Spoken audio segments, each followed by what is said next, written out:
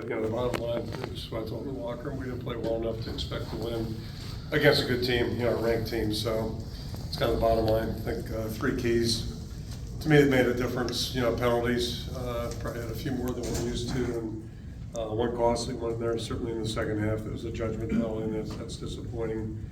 Turnover takeaway margin, we came up short in that. That's not a good thing for any football team, certainly not us. And same thing with third down conversions, and I think probably the biggest differentiating thing there, I point out, we were clean in the first half, turnover-wise, and then had the one pick. Came at a bad time. There's never a good time, but we had the ball at midfield, and then the penalties, the third down situation.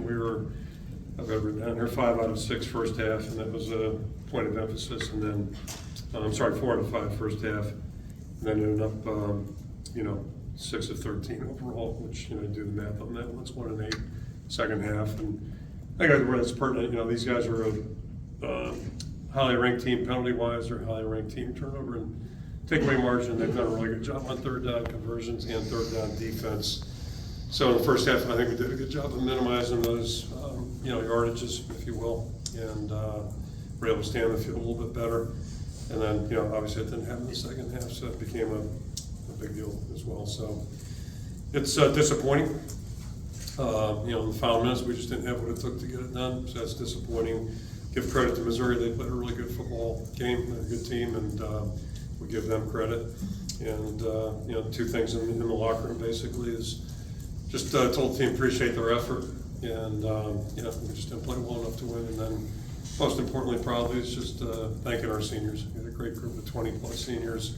Done a great job for us during their entire careers. Some have been 5 or 6 years, others 1 or 2, guys that transferred in. So each and every one did a great job, exemplifying what it is to be a good student athlete, good college football player. And so really appreciate their efforts. Obviously, wish them the best, and we'll do all we can to help them as they move forward.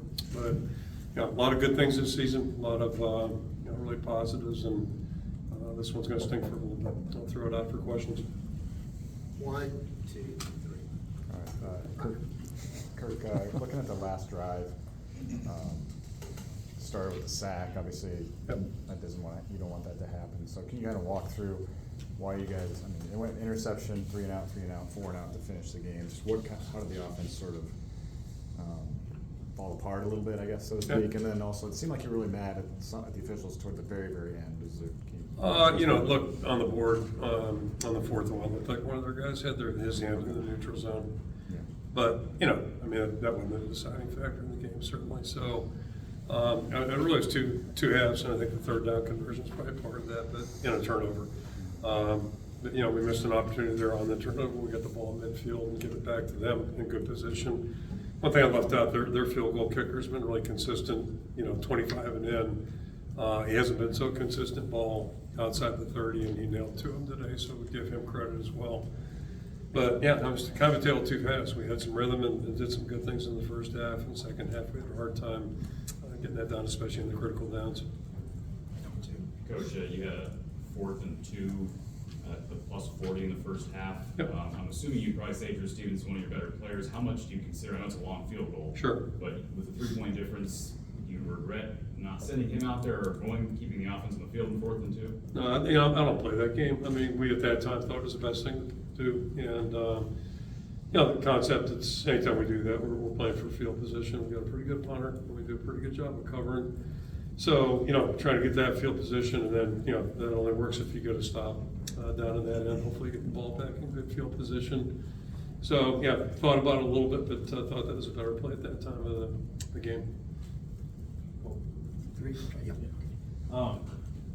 Coach, Brendan Sullivan started the game, I think 6 of 6, had that touchdown, and then obviously things went sideways in the second half. I guess how would you evaluate his performance overall? Probably said it right there in a nutshell. I thought he played really well in the first half, and we had a rhythm. He had a rhythm, and I don't mean this in a critical way. One of Brendan's strengths is his competitiveness, and he really cares. And not suggesting other quarterbacks don't, or other ones that we've had don't, but he's really wound tight. And so part of the challenge for him playing, this is not just quarterbacks, but anybody, you have to be able to, bridle that enthusiasm and the energy sometimes and make it work for you, not against you. And I think when, he gets run hot a little bit sometimes, kind of gets out of whack there. But, saw some improvement, certainly some progress. And, he went out there and just played as hard as he possibly could. So he'll keep improving, optimistic about that, and he's a tremendous young person. With the late hit penalty there on Schulte, kind of what were your thoughts on that one? On the sideline you're talking about? Yeah. Yeah, okay. Yeah, I mean, it's probably gonna get called. I wasn't there, I wasn't standing there, but it's just, you have to use good judgment. You just got to use good judgment and don't want to give the officials a chance to make a call like that. And anytime you're on the boundary, you got to be really careful, I think. So, it is what it is, and that's uncharacteristic, certainly, of Quinn. He's an outstanding player for us. Thoughts on Kamari and Jazz and the way they stepped in the run game? Yeah, I apologize, too. I forgot TJ yesterday. Yeah. But, yeah, the three of those guys have all been really good. Obviously, TJ's been working at receiver.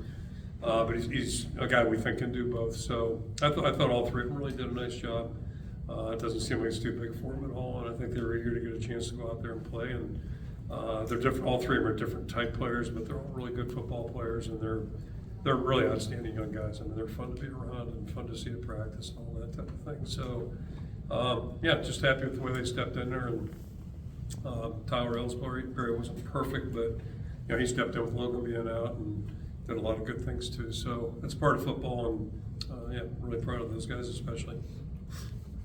Yeah, tough. It seemed like a tough day for the secondary from our perspective. I guess what kind of reminiscent of the Michigan State game maybe a little bit for a while. Not the same, but similar. Yeah. What would you say kind of the issue was today? Even had, Xavier got benched at one point. Yeah, I'm not sure the irony of it is like our first possession, the quarterback had nowhere to go with the ball, and it took us a while to get there. But we were wired in, and then credit to them, they did a great job with their schemes and made it tough on us. And their quarterback, I mentioned the field goal kicker, he hasn't been consistent from distance.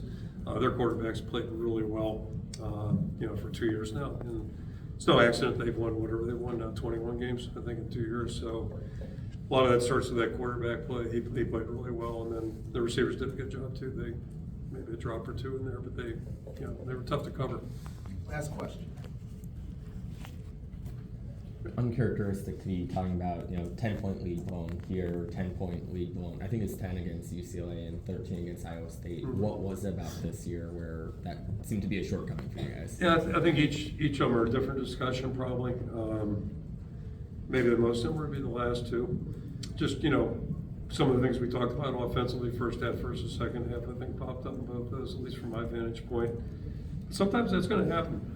Excuse me, and if you get in a game like that, then you're going to have to come up with some stops too if the offense isn't doing it. And conversely, if we're struggling defensively, it sure helps if you move the ball and get some points. And we didn't do that well, either of those well enough today. So, every day is a different discussion, but, it's certainly if we want to be a 10-win team or 11-win team, like our opponent, you got to do a better job in those. And certainly when you got a lead, and I think there was a stat earlier I read in the year that was kind of unbelievable.